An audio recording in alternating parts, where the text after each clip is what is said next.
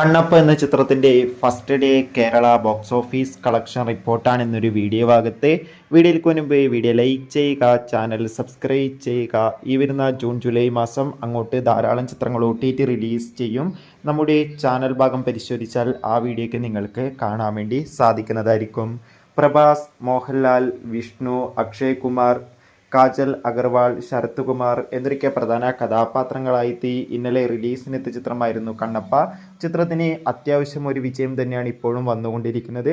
അതുകൊണ്ട് തന്നെ ഏവരുമേറെ ആകാംക്ഷയുടെ കണ്ണപ്പ എന്ന ചിത്രത്തിൻ്റെ OTT റിലീസിനായി കാത്തിരിക്കുകയായിരുന്നു. ഫൈനലി ചിത്രത്തിൻ്റെ OTT അവകാശങ്ങൾ ആമസോൺ പ്രൈം വീഡിയോസ് എന്ന OTT പ്ലാറ്റ്ഫോം സ്വന്തമാക്കിയെന്ന റിപ്പോർട്ടുകൾ സൂചിപ്പിക്കുകയാണ്.